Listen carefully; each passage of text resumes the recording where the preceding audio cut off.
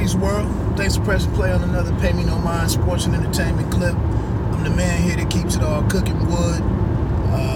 Please check out the website, bitedownboxing.com. Just threw up some stuff I had on my phone earlier, a couple interviews with some different people. Feel free to check those out. Yeah, I really appreciate all the recent subscribers and whatnot. Definitely appreciate that. Some of the compliments from a couple guys I saw on the channel, the last couple of months and whatnot.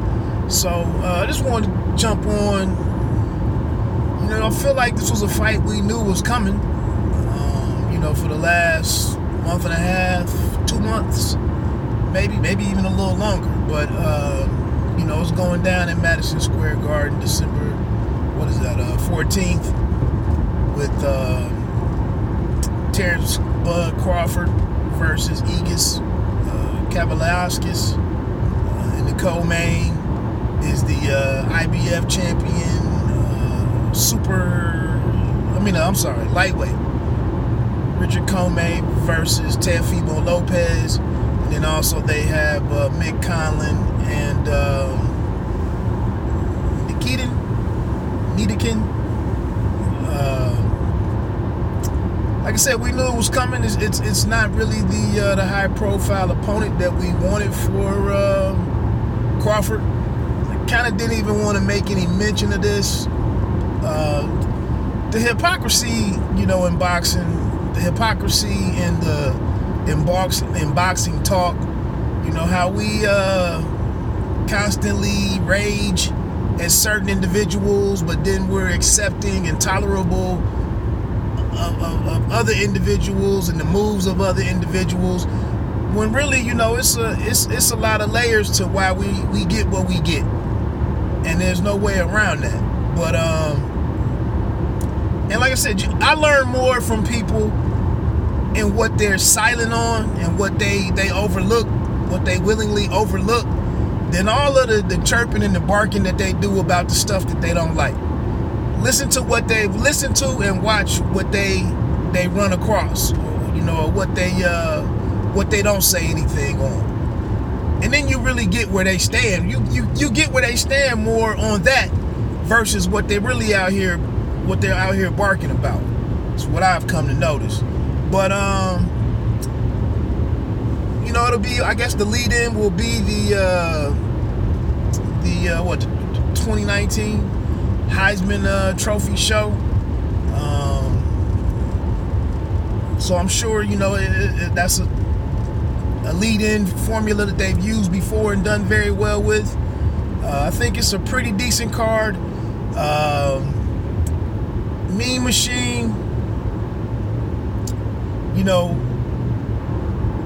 definitely lost some of his buzz and some of what Top Rank had hoped him to be in the fights against Abreu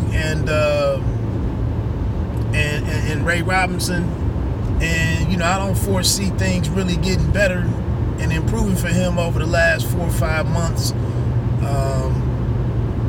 And then on the same side, and then on the other side of things, it's not a fight where Terrence Crawford can go in and kind of get some rounds and not have a stellar performance.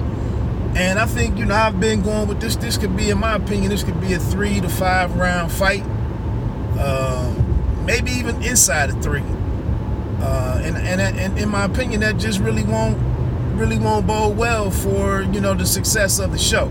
But the thing is, like they, with Commey and Teofimo Lopez being in the co-main feature, I think that's going to be a pretty exciting fight. I think it's going to do well with drawing attention to the fight. I did see some comments out there that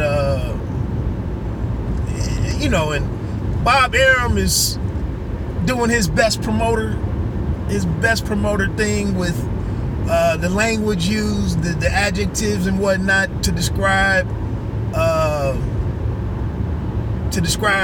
Terrence Crawford.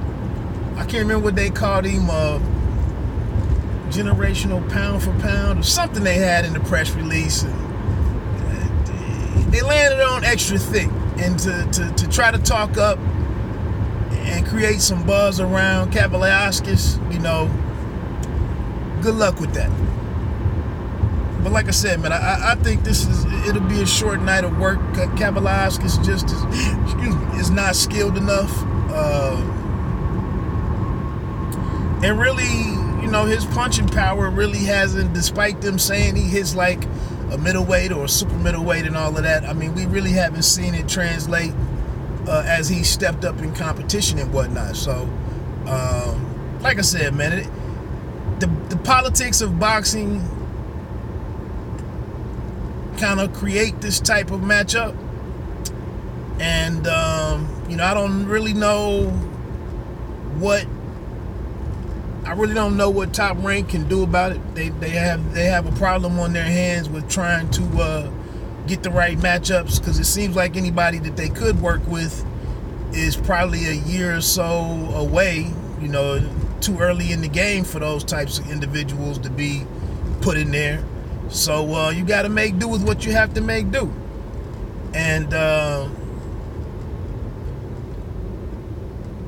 definitely coming in the wake of, Spence and Porter putting in a fight of the year type battle, and the excitement there, and the pre-fight build-up, on all of the Fox platforms and whatnot. This is going to be hard to live up to all of that.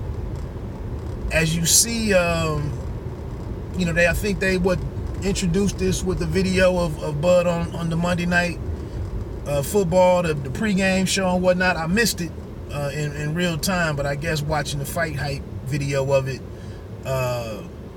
is when I kind of picked up on what had happened. So we'll see, man. December 14th. It is a week after Ruiz and Joshua 2. So I mean, it should be it lends itself to being a very exciting 2 weeks. 2 weeks of big time boxing. And I believe I thought I saw where it's going to be on regular ESPN, I believe, to take advantage of coming in after the Heisman show. So the interesting thing, we still don't know what's the timetable for the return of Errol Spence, or what the future holds for him in boxing. We don't know how his accident and his medical situation, how that affects anything that was going on in the division with him holding 2 of the 4 major titles. So we're still kind of in wait and see. But like I said, man, hopefully it's an exciting night of boxing, a decent card, and we'll see how things play out from there. That's about it, man. I just wanted to jump on and talk through that real quick. That's it, man. Bite down boxing. Don't let them count you out.